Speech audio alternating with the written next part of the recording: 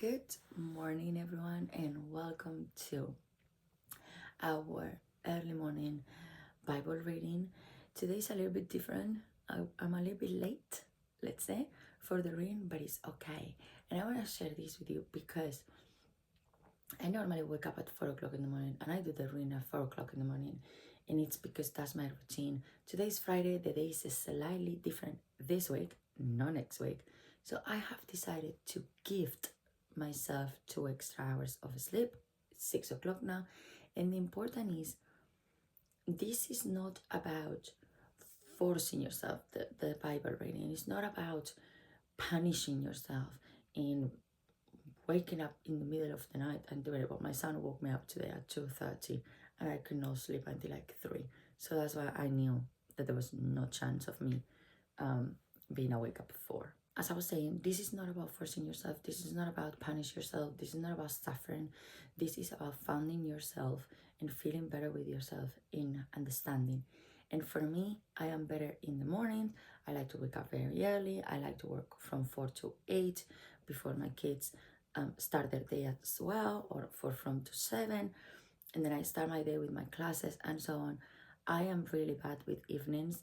I don't function properly. Like, I could not be doing nothing else. Maybe Bible reading, yes, but I will fall asleep. So I don't want to do that because I like to sit down, analyze what I'm reading, and then go on with it. So that is the reason why I go to bed at 9 p.m. And the next day, I am a better human being. And that's why we're here. So, again, do not punish yourself, especially when it comes to this. Another thing I want to show it to you is I have finally finished a little surprise I was doing for my daughter, which is a Bible cover. I need to finish it, okay? I just finished it in a rush yesterday and I tested and I need to tighten it up a little bit more, and then it's gonna have a gorgeous cross at the very front. I'll put a post later on. If you check on my channel on the post, you will be able to see the picture. Well, today we are in Psalms 3. Something tells me today I need to read this, that today is a good one. So let me put aside my coffee, put my glasses on, and let's get started. A psalm of David when he fled from Absalom, his son. O Lord, how many are my foes? Many are rising against me.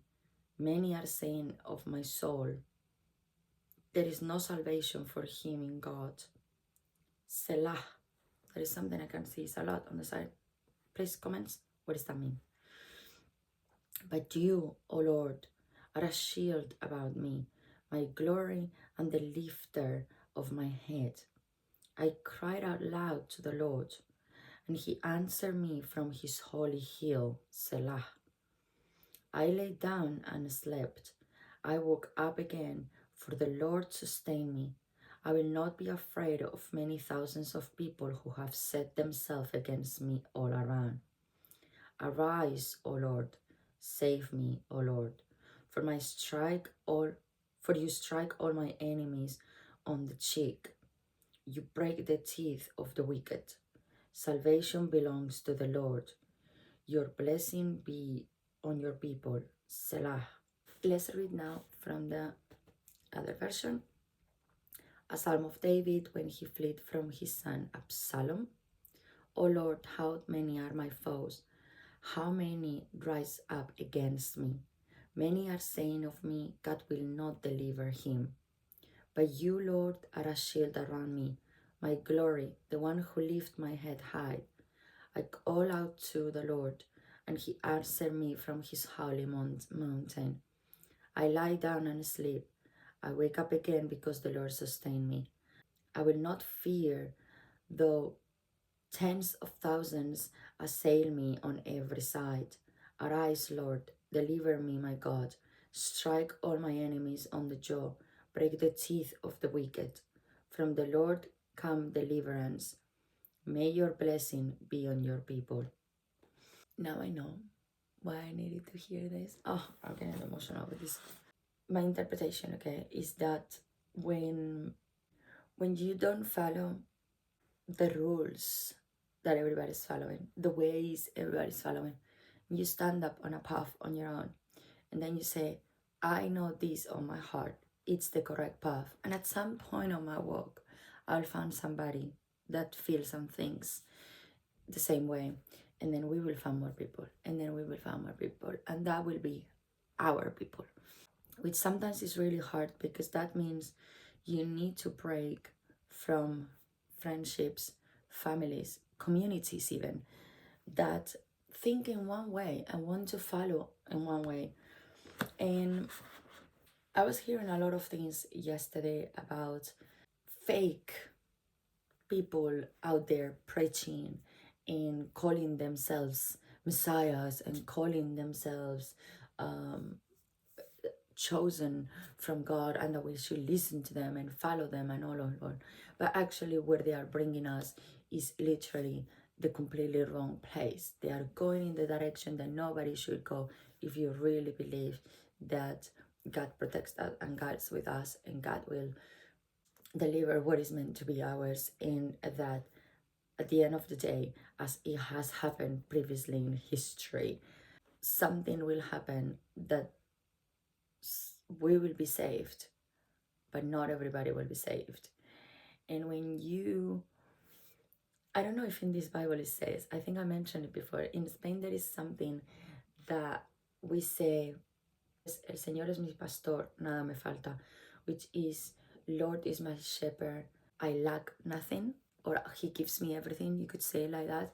So I sometimes feel like nowadays we live in a society, especially since everything is online and everything that we consume is online, that we come and we stop going to church. Fine, maybe you don't like it, you don't believe it, but we stop socializing and discussing these things with people, and then a fake one will come up and will come and say to you, follow me, I have the message, I have the answers, I have. And then a lot of people, it's like they accept the blindfold that he put on them, and then they follow him because they believe it's giving the better. I'm not just saying this about guru people out there or um, content creators. I'm talking about this when it comes as well with news on the TV. You are listening to the person saying the news. They have been told to say that. Sometimes I really believe that people don't even believe what they're saying. I'm also talking about people in high positions in the world that we're just listening to them because they are saying it, and then you believe, oh, if they are saying they are doing it, must be true, let's go and do it. I'm like, use your brain. So in this case, I really believe, I know David was a really big part of the Bible, forgive me, I don't want to say nothing wrong, but I know he was. So here I just feel like he he is kind of feeling lonely and feeling like he believes so much in God that is like, I believe you will protect me even when I'm alone. Please protect me from all these people that around me is trying to like end me, if that makes sense. So that's why he's the, oh, arise me, oh Lord, save me, oh Lord, oh my God.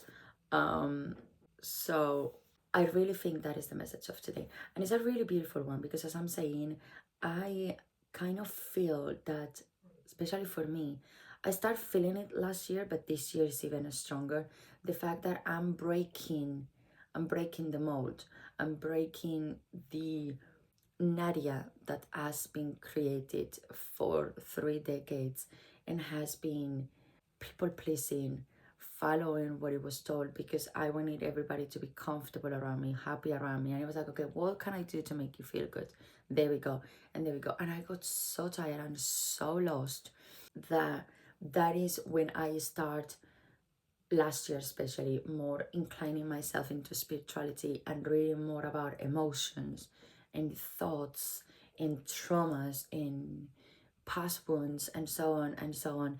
And that is when the awakening of Jesus came to my son, and that is when he was putting all of these things. I was like, Mom, I read this, I talk about this, I heard this, you should. So I really think God put these kids to be my children for a reason, a really strong reason, not only to keep me here, but to teach me something, to give me strength, to make me see life in a completely different way, and to break the mold finally and be like, enough is enough. The chains are broken.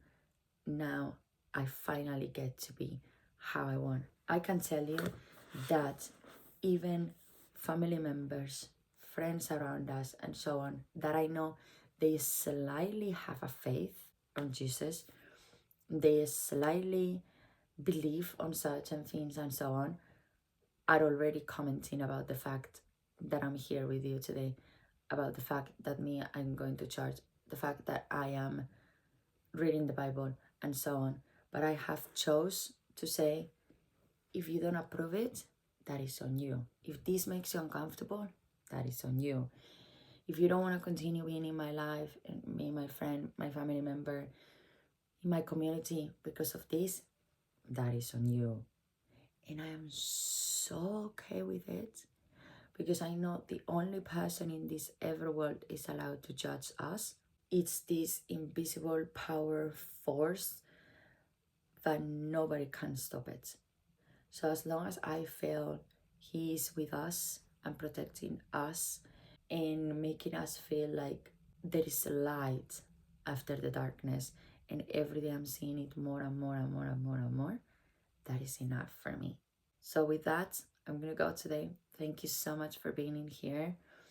Thank you so much for reading again with me. God bless you, and I see you tomorrow.